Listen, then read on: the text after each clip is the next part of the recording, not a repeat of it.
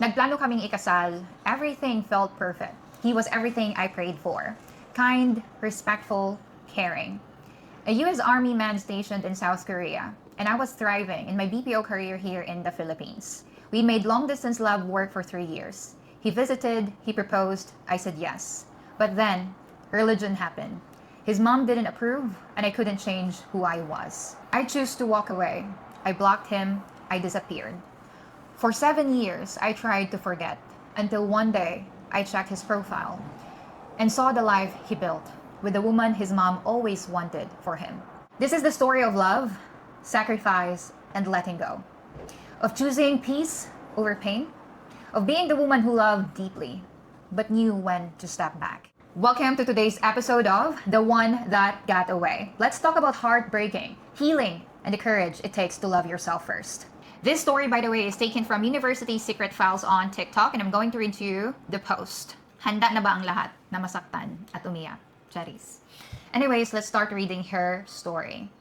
We've already planned of getting married with my foreign or Fil-Am BF during his last visit, but... Hi, I'm Issa, 31 years old. It's been 7 years since Ryan and I broke up, but until now, I still can't forget him. We met through common friends. He's American, 3 years older than me. Handsome, nice buddy, kind, respectful, and caring. He remembered even the smallest details about me. All of the qualities I'm looking for in a man. And I have a stable job and a good position in a BPO company. We were in a long-distance relationship for almost 3 years. He has visited Philippines 3 times. During his second visit, he proposed and I said yes with all my heart. I was so happy. Everything felt perfect. But the time has come when he needed to leave Army and go back to America because of a health condition. We still communicated. I even get to know his family, his siblings, and even his parents. They're all kind, but I felt like his mom doesn't like me. And the reason? Religion. They are Mormon, and I'm not. He asked me to convert, but I can't. He respected that, but deep inside, I know that's not the only reason. Eventually, he admitted to me that his mom liked a different woman for him, another Filipina. He fought for me. We even planned our wedding during his last visit, but I soon found out that they're no longer in good terms with his mom because of me. And I don't want to be the reason or to ruin the relationship with his mom because of me. So even though it was so painful, I decided to end the relationship. He begged multiple times to not break up with him, but my decision was final. I blocked him. I changed my number. I changed location.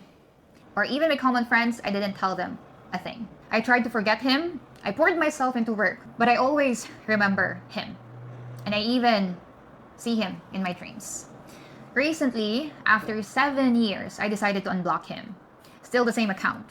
I checked his profile and I saw that he got married 2 years ago to the same woman that his mom liked for him. They also got a baby. They look happy. And after seeing that, I blocked him again. To my Ryan, to you, my Ryan, I'm happy to see you moved on. Seeing you happy with your family made me realize that I've made the right decision to let you go. Yes, I still have what ifs, but I know that this is what's good for us. I hope you love and treasure the family you've built with her, just like how you dreamed of having a family before. And as for me, I'm okay. I know someday my heart will heal in the right time.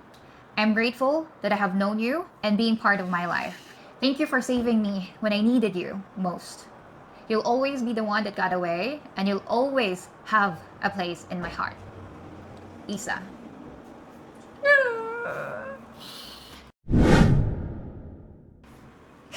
This is a very sad story, actually. And while I was reading this earlier, because I've read it multiple times, and every time I read the story again, I just can't help but being emotional. It's that deep for me that it really moved me in a different level. And this is very, very sad. Because for me, I think one of the selfless form of love is letting someone go despite knowing that you love the person dearly. Well, I think that's the point there. She let him go. There's no got away. She let him go. I kind of think that Ryan, I think was his name, dodged a bullet here. I mean, I'm sure she's a nice person and all that stuff, you know, and and I know people have a lot of different journeys in life, so no judgments overall, but it sounds like the mom didn't really like her, but they never met, right? She never met her mom. I think really she got scared and broke it off, and now she regrets it. In my opinion, and then she even blocked the guy, right? So, I mean, who knows if she explained to him exactly why they were breaking up, but it sounds like he was fighting for her, loved her, was going to marry her. Then she broke up with him out of nowhere because of his mom, apparently, and then blocked him for 7 years. I mean, Ryan, it sounds like you kind of dodged a bullet there. And then she says that he got married 2 years ago. So that means that there was a 5-year period where maybe he was heartbroken. Why did she block me? She won't explain. You know, there's... Even if I dearly love the person, but I know that a family member doesn't like me, especially it's a mom. It's not just any family member, it's the mom. And the mom loves someone for her son. And it's someone that they're part of their religion. And I think that if I'm in that position, I definitely will. I already lost him.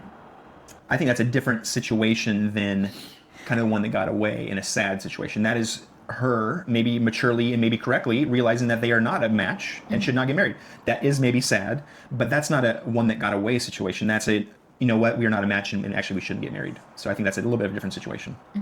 Well, Issa, I commend you for the courage of sharing your story. I know it definitely is not easy, knowing that was your situation 7 years ago, and I feel like that was really heartbreaking for you.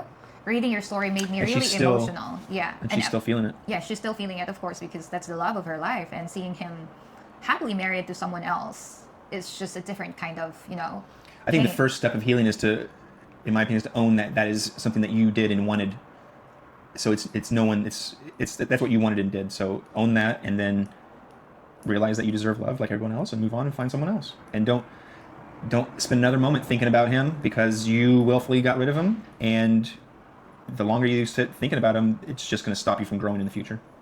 Well, I do agree with that. And at the same time, Issa, I think, I mean, I don't know if it's very common or it's a cultural thing, but in the Philippines, we tend to like keep our emotions inside because growing up, our parents wouldn't want us to talk back because that's considered as disrespectful, right? But here in America, it's kind of different. Parents are actually encouraging their kids to like talk, defend themselves, or let it out, whatever they're feeling inside. But in the Philippines, we have to keep it in because again, we can't talk back to elder people. And I think that we kind of, that behavior goes with us when we grow up and become part of our system. And when we go to our relationship, we can't really completely express ourselves. So in that situation, I feel like she got left with no choice but to block him rather than communicating how she felt. I mean, that sounds like definitely one of those Filipino toxic traits of the blocking and unblocking kind of stuff. So I definitely disagree. I feel... Well, let's check what the people are saying on the comments. So one of the comments said, the guy wasn't simply controlled by his mother. He even fought for the relationship. So he made his own choice. In the end, the decision rested with the girl. I agree with that. That's from Eunice. She could have converted to his religion to make the relationship possible, but he chose not to. Well, again... But he said that was okay. See, that's the thing. He was fighting for her. She got, like, insecure, maybe. I don't know what the feeling was exactly, but she saw that there was some competition. The mom didn't like him.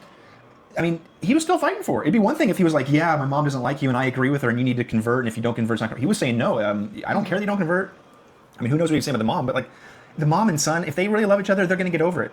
She could have came to America, been her husband, and then either the mom's going to start loving her and figure out, or the mom's going to have a problem and have to figure it out at some point because they're adults, right? You're going to have kids, and if she wants to see the grandkids, I'm sure that son who was fighting for her would say, hey, mom, you have to be nice to my wife if you want to come see the grandkids. That happens in America all the time, for sure. Well, I do agree with that, but I don't think, I mean, well, yeah.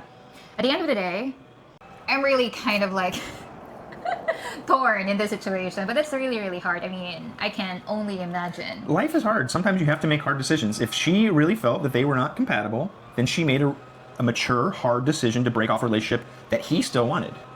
Because if you start having those regret feelings, then you start feeling depressed or, you know, like negative feelings of like what could have been, what should have been, and then you see the happy family that could have been me, and then she even mentions in there, right? Like, you remember, like, I hope you remember, or I hope you love your family like you were gonna love them, right? Like she kind of mentions her, hey lady, you're the one that did it.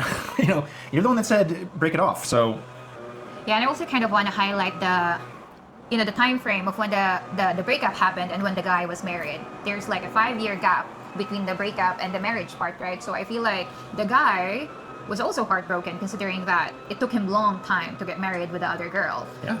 And advice as a fellow Filipina girlie here Fellow? who's also dating, now married to a fam, is that the best thing you can do for now is to move forward, because again, you can never go back to the past. You can only learn from it and use it as an inspiration, as a motivation for you to, or apply what you have learned in the past. So in order for you to grow, yeah, and find a new relationship that works for everyone. Exactly. Also, I'm a very firm believer in the saying that everything happens for a reason. We don't know what the reason is, maybe, but I do believe that it's always for the best. And you're only 31, girl. You still have a lot ahead of you. And I truly believe, I'm seeing your heart based on the story. I can see how kind you are, and I can also see the goodness in your heart. So I believe that there is a right person for you, and soon or later, you'll eventually find the right man. If you have any inputs about this podcast, let us know in the comment section so we can discuss it. Other Filipina can also relate, or they, just advice for other Filipinas out there who may have the similar situation or same situation like Issa and Ryan. So thank you so much for watching or listening to our podcast. I'll see you guys on our podcast. Let us know if you have any stories that you want to share so we can also feature that here on our first ever podcast, not really love story. Relationship story podcast. Go Go join our group. Bye. Don't forget to subscribe.